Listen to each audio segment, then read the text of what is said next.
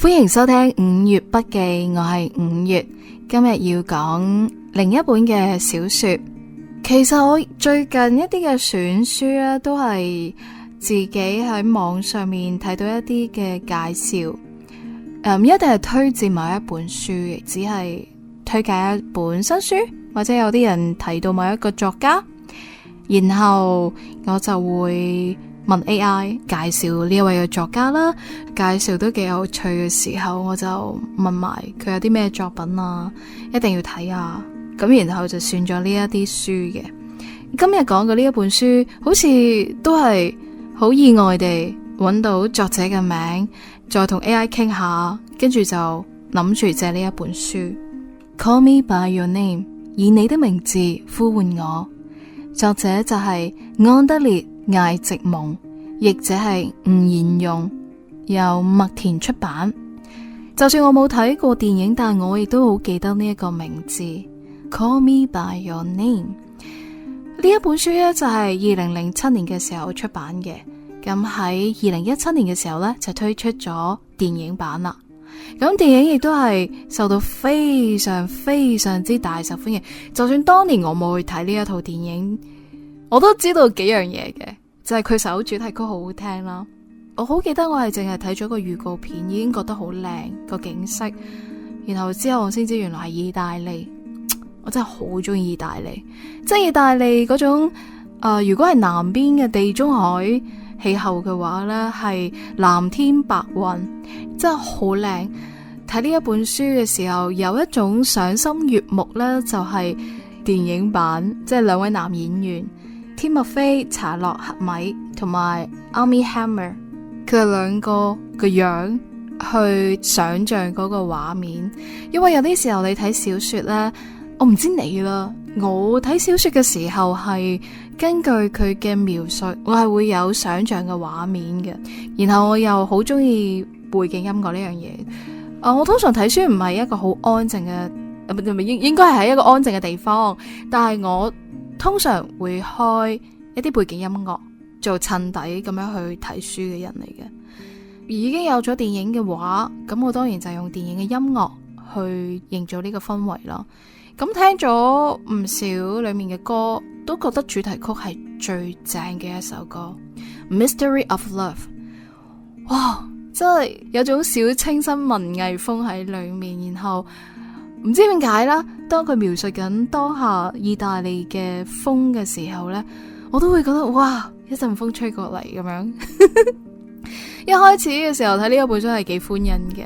因為之前睇嘅係叫《善心女神》啦，非常之沉重、非常之痛苦嘅一本書啦。咁但係去到呢一個呢，一開頭嘅時候，17歲嘅 Elio 呢，就係少男情懷總是詩，係咪？所以一開始嗰種戀愛腦啊，同埋嗰種自己無限想象幻想啊，即係嗰種暗戀啊，跟住小鹿亂撞、囉囉攣嗰啲呢，就寫晒出嚟啦。即係你會睇嘅時候就會覺得唔係路，即係嗰啲咁樣。佢對於 Olive 係一見鍾情，即係由 Olive 由的士嗰度一落車，然後我好記得係第一篇章嘅時候，佢不斷都係講緊由佢一落的士嘅時候，一落的士嘅時候，由佢一落的士嘅時候，意思就係講緊佢一見鍾情，就由嗰一刻已經被 Olive 深深吸引住，嗰種嘅吸引引致一種嘅慾望，想擁有佢啊！但係你又好似嗰啲，我想得到佢，但我又唔敢掂，跟住我想捨棄佢，但我又唔捨得捨棄，即係嗰啲咧，哎呀，小男情懷喺裏面。咁跟住開頭嘅時候咧睇得好歡樂，但係你慢慢睇落去就覺得，睇到最尾嘅時候就更加覺得Oh my God！ 但係我之後先發現，原來電影同埋書有一個改編上面嘅不同。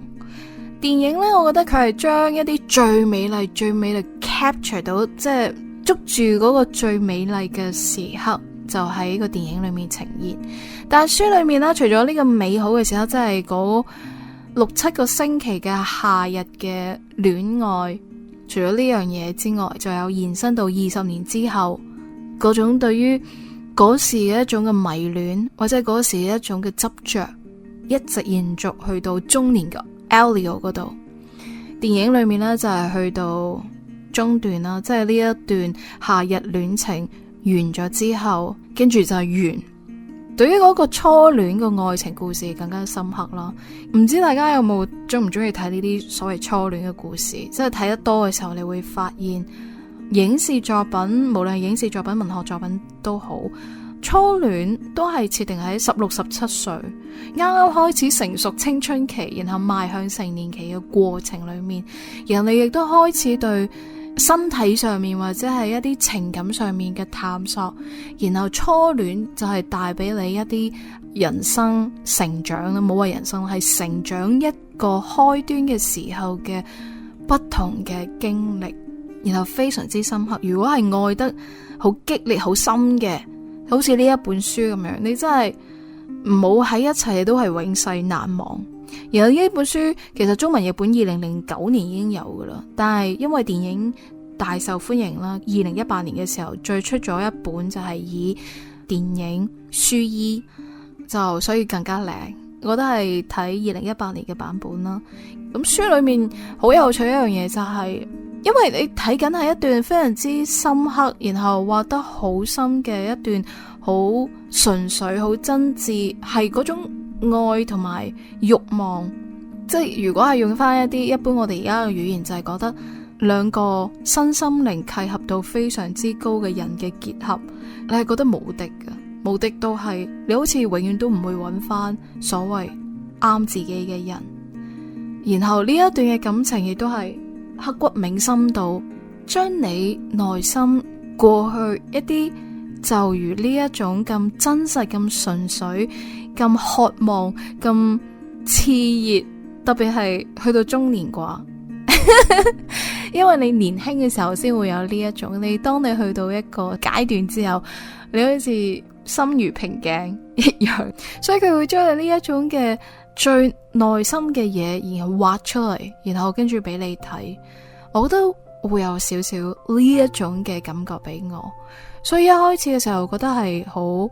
靚。佢嘅文字寫出嚟，我都會覺得哇！我身處嗰個意大利嘅風景係非常之靚。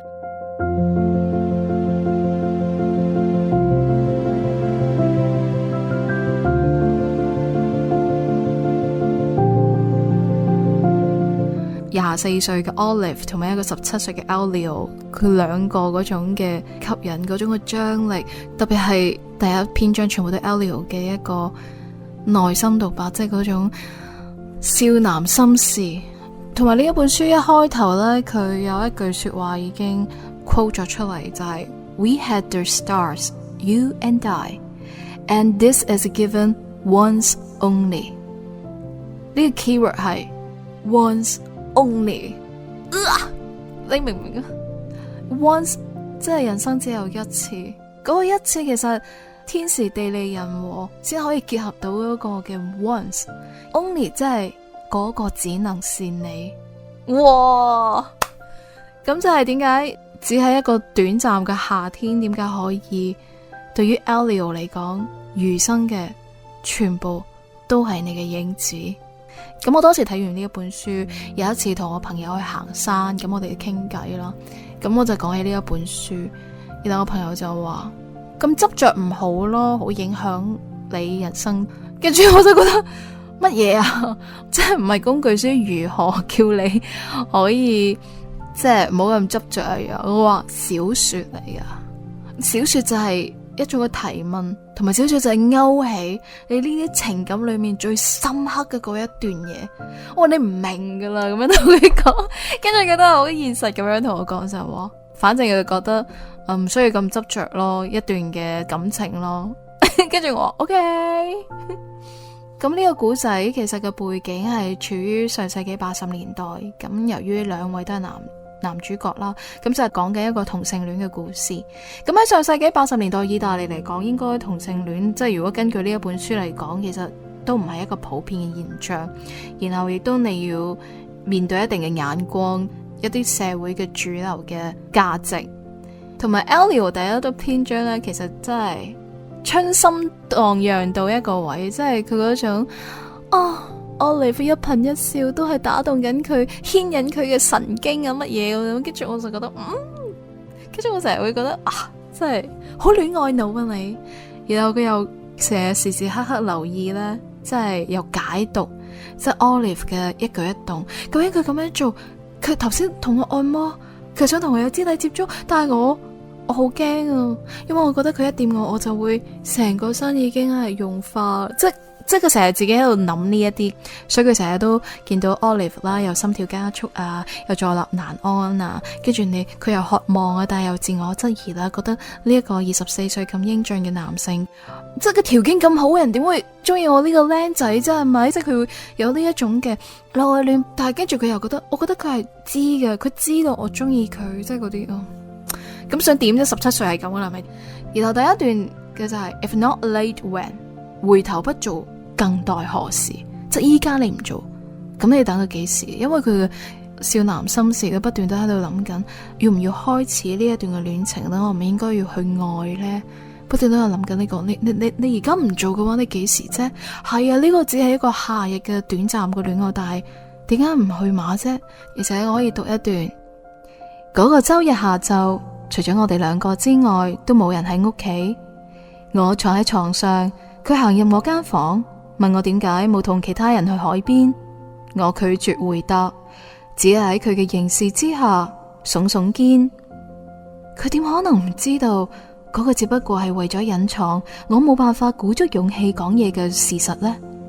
只要我發出聲音，恐怕就會不顧一切咁向佢告白，或者禁唔住啜泣。由細到大，從來都冇人令我陷入呢一種嘅困境。然後就係莫奈的岩徑，講緊佢哋最終都互相透露出自己對對方嘅喜歡。24歲嘅 Olive 其實都未話好大，我會覺得有一定嘅社會經驗，所以佢有好多嘅顧忌，亦都有自己嘅盤算喺裏面。咁所以就算佢知道 Elio 都對自己有意思嘅時候，佢不斷咁避開，跟住又迎合，然後又避開又迎合，兩個來來回回，最後兩個都敵不過嗰種嘅吸引力，嗰種慾望嘅吸引力，然後就喺一齊。我覺得喺呢一本書裏面嘅所謂深刻呢，除咗係一個一開始對一個人產生興趣、中意、慾望，然後想擁有親密關係，好似作者佢受訪問都有講到，佢就話寫出一種令到讀者感到不適嘅親密感呢，係只要當一個人願意接納對方最不堪嘅時刻，嗰個就係真正嘅親密。我當時未睇呢一本書之前，已經知道呢一套電影裏面有一樣嘢嘅象徵性同埋意境係非常之重要，就係嗰個肚啦。咁嗰個肚呢，佢嗰個形狀都幾似 pat pat，咁所以其實就好多一啲嘅想象，好多一啲嘅象徵。Elio 有一個畫面就係佢自己拎咗一個肚，就喺房嗰度攞個肚嚟自慰啦。咁跟住佢就將個肚啦就擺翻喺張台嗰度啦。咁啱呢 Olive 呢就入咗間房，見到呢個肚啦。咁然後就二話不說啦，就將呢個肚咧放入我個嘴嗰度食啦。其實我睇到呢個嘅時候，我就覺得哇，阿作者你真係寫到真係好令人不適啊！咁然後 Elio 就會覺得好羞恥咯，覺得好不堪啊，因為即係俾 Olive 發現自己喺度做咗呢件事啦。睇到呢一段啦，即係你會覺得當一個人喺另一個人嘅面前暴露最私密、最難堪嘅一面，而對方仍然願意靠近你，呢一段令讀者感到不適嘅親密，作者係咁樣寫嘅。我睇得出嗰個當下，佢淨係喺度品嘗緊某個屬於我嘅東西喺佢嘅嘴裏面變成咗佢嘅東西。就喺我凝視佢嘅嗰一刻，我唔知道我做乜嘢，突然有想喊嘅強烈衝動。就好似達到高潮嘅時候一樣，我冇抗拒，而係放任自己，只係為咗令佢睇見我同樣私密嘅一面。我伸手捉住佢，埋喺佢嘅膊頭上面啜泣。我喊，或者係因為從來都冇一個陌生人對我咁好，或者為我做到呢個地步。我喊係因為某件事就要發生，但我唔知道係乜嘢。我覺得佢當下嗰種情感係好複雜，即係佢突然喊咗出嚟，佢有一下唔一定係講緊突然覺得呢個世界上點解會有人可以接受到佢呢？唔係淨止係覺得佢獲得愛，而係當嗰一刻開始，佢就已經有一部分係同對方 Olive 冇辦法分開。有當佢哋呢一段嘅感情短短嘅6個星期完結之後，Olive 啦，佢都係因為要寫書嚟到意大利 Elio 佢教授爸爸嘅屋企度過夏天寫書嗰啲嘅事情。咁當佢呢個夏天完結，咁佢就翻返去美國，然後冇幾耐就打電話俾 Elio 話佢要結婚啦，同未婚妻斷斷續續都已經2年。即係佢哋分開嘅時候就喺羅馬，然後佢翻到屋企之後呢，佢阿爸呢就同佢講咗一段語重心長嘅說話。呢一段嘅說話裏面亦都好似聽得出 Elio 嘅爸爸應該就係過來人。就你嘅立場嚟講啊，如果有痛苦就去照顧好佢，如果有火焰都唔好整熄佢，唔好粗暴對待佢。令我哋夜不成眠嘅退縮可能好差，但係你眼見其他人喺我哋願意被遺忘之前已經忘記咗我哋，亦都唔會好到邊度。為咗用唔合理嘅好快嘅速度去治癒問題，我哋由自己身上剝奪咗太多嘢啦，搞到未到30歲就已經破產。每次重新開始一段嘅感情，可以付出嘅嘢就變得更少。為咗唔好有感覺而唔去感覺，你話幾浪費啊？其實就係佢爸爸話俾佢知，佢曾經應該都有一段好似佢個仔一樣嘅感情，即係佢都觀察到，即係當你係同一類人，你會 sense 得到，你會感應得到。而佢爸爸應該係年輕嘅時候，應該都係中意過另一個男人，或者佢曾經經歷過，所以同個仔講就係我經歷過。所以當為咗希望自己快啲好返，不斷否認一啲嘅事情，然後你就算對有啲人有興趣都好，或者係中意都好，你要將嗰團火熄滅，然後你好痛苦，你避免唔去望佢。OK， 你好快咁樣成為一個所謂嘅正常人咯，但係你身上已經好多嘢已經冇咗感受。亦都去到即係佢話唔到30歲破產，佢破產嘅意思唔係講緊金錢上面，佢話應該係情感上面嘅破產，即係因為中意嘅嘢你壓抑住自己，而令到你慢慢就開始變得好麻木，即係你會同自己 set 定咗就係設定咗就係你冇感受嘅話，咁你就唔會有痛苦啦，係咪？咁佢阿爸就希望個仔，不如你真實咁樣對待自己啊！如果你好痛苦嘅話，咁你咪去照顧你嘅痛苦咯。如果你對某一啲嘅人，你真係有愛嘅話，你咪去盡情去愛咧。就算嗰個人係男人都好，至少你有感受啊，至少你仲係你自己最真實嘅你啊。所以呢啲就係對於面對愛同埋失去嘅方法。喺書裏面 Olive 就係選擇咗一種被世界接受嘅生活，就係同佢嘅女朋友結婚，然後做教授嘅職位啦。咁 Elio 就選擇咗OK， 我要面對真實嘅自己，就好似佢阿爸講嘅，其實痛苦就係愛嘅一部分，唔好為咗唔痛就過早咁樣抽離，即係連試都唔好試，唔係嘅話就會令人慢慢失去咗感受嘅能力。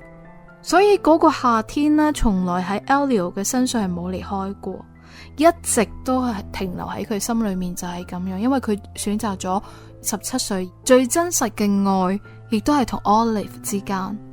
嗰種情感，嗰種嘅真實嘅嘢，依然喺佢嘅腦海裏面，或者係埋藏喺佢心入面，從來都冇熄滅過，就係咁樣。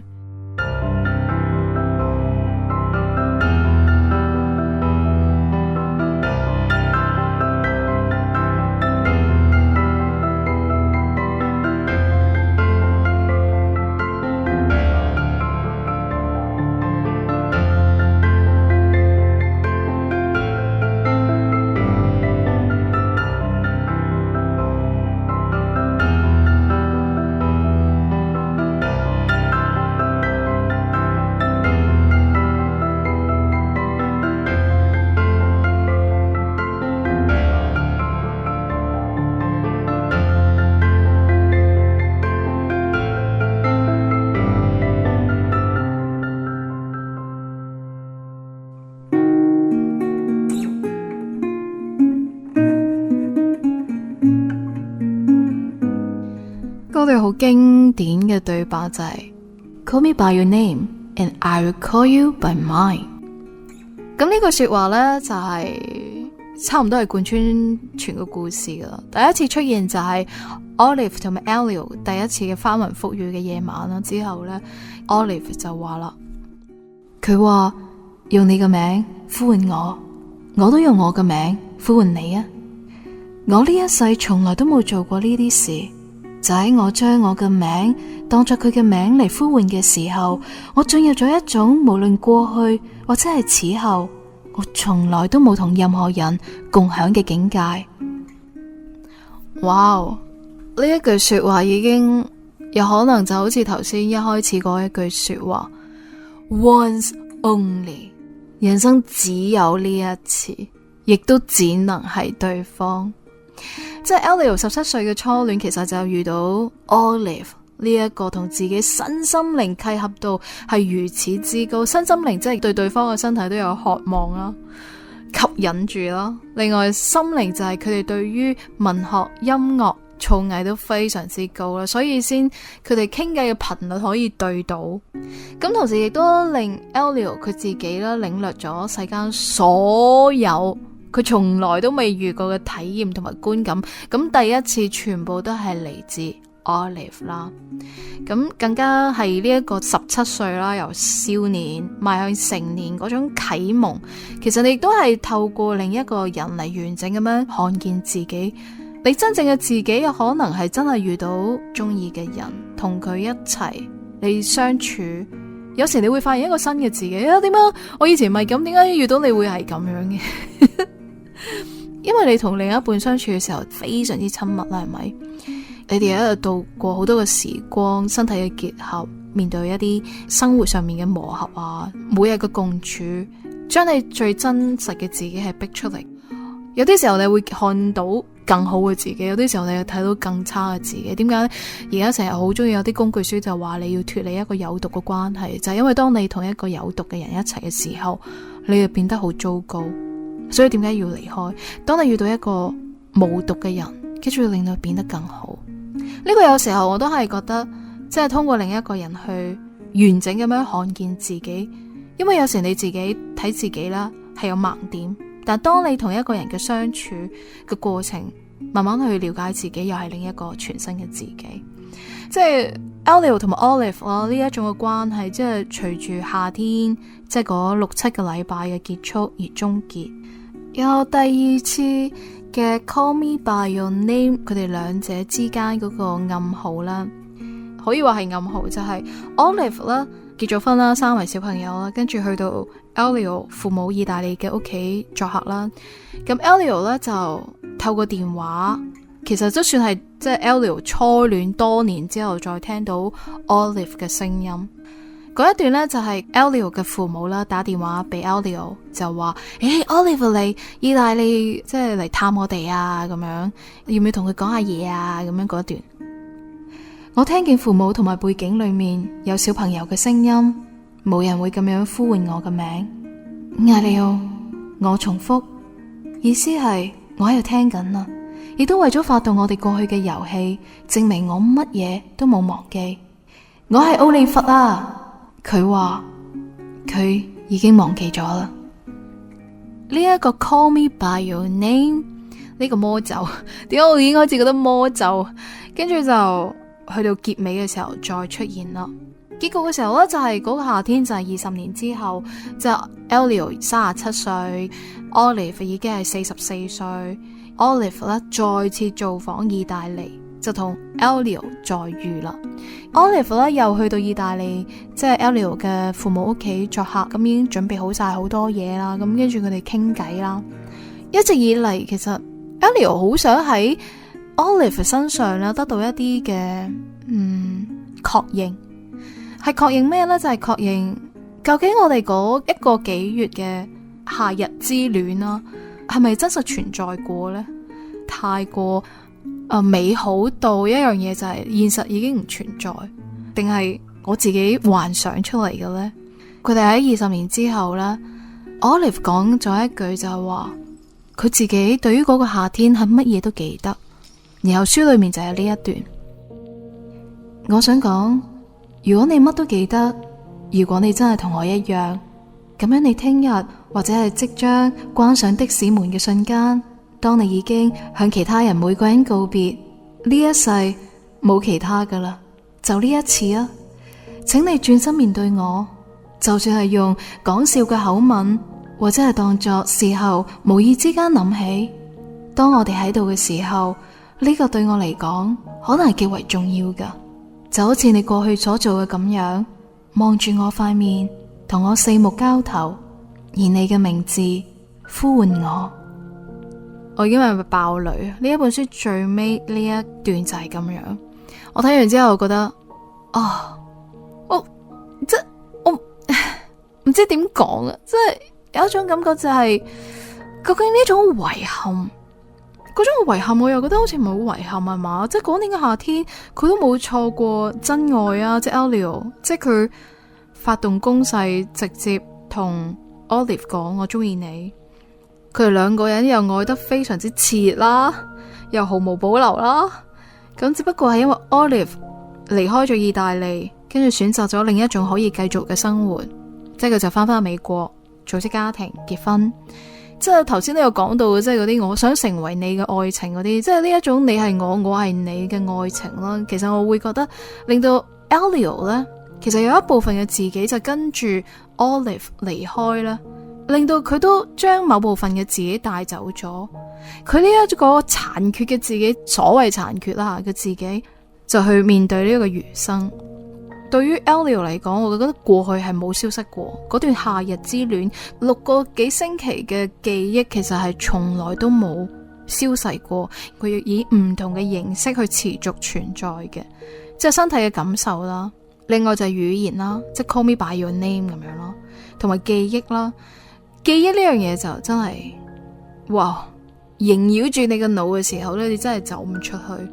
同埋身體嘅感受就係當你去翻一個佢哋曾經一齊經歷過某啲事情嘅地方，或者係你諗翻你曾經同某個人或者另一半喺某一個地方做過啲咁嘅事情，然後你係深深有一個身體嘅記憶喺裏面，經過嘅時候你就會哇，嗰種回憶翻晒嚟，係咪？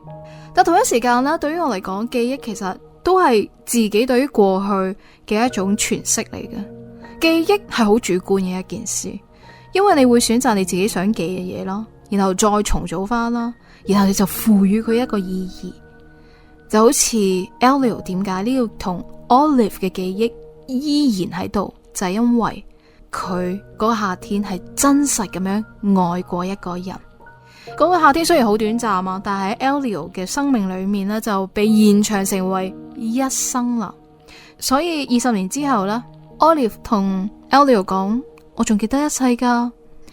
即係 Call Me By Your Name。其實 Elio 確認嘅唔止係嗰一段愛係咪真係存在過呢？嗰啲亦都好想知當年嗰個同佢相愛，因此而被改變咗個自己，係咪同樣都真實咁樣存在？係咪好複雜呢？咁然後我就係睇呢一本書嘅時候，就有呢一種嘅感受。因為我之前啦睇呢一本書嘅時候啦，我特登啦上網即係 YouTube 嗰度睇翻佢呢一首歌 Mystery of Love 呢首主題曲嘅 MV 啦，裏面有一段嘅留言，唔係一段，其實好多人嘅留言差唔多都係類似。我覺得 exactly 就係有呢一種嘅感覺，就係有一個人寫就係話 The most haunting music I have ever listened brings back memories I don't even have。 即係佢話呢一首主題曲啦，令到佢啦係哇不斷喺佢腦海裏面縈繞住佢啦，令到佢諗翻一啲嘅回憶，但係嗰啲回憶唔係佢從來都冇㗎。咁意思即係咩啊？就係因為呢一套電影或者係呢一本書裏面講嘅初戀實在天時地利人和，真係實在太美好啦。就算係意大利嘅風景嘅美好，就算呢一段愛情嘅美好，上世紀80年代同性戀仲係一個禁忌嘅時候，禁忌之戀呢係會更加迷人嘅，我會覺得。同埋另一個 comment 都係一樣，都係差唔多，就係 This movie is like the breeze of a summer that takes you back to the beautiful memories you don't even have。 即係呢一套電影其實就好似夏日微風咁樣，帶到你翻去一個你從來都冇嘅美麗嘅回憶，我覺得呢一本書正正就係有呢一種嘅感覺，咁美好嘅初戀從來都未有過，但係唔知點解一本書作者寫呢一段嘅愛情實在太深刻、太迷人，令人非常之着迷嘅一段情。然後電影更加係，電影因為佢停嘅位結局其實就係最美麗嘅嗰一刻，就係個記憶。然後呢一本書你更加誠實咁樣就係講緊一段嘅愛情，一段嘅記憶係點樣縈繞住你成世。有呢一本書，以你的名字呼喚我。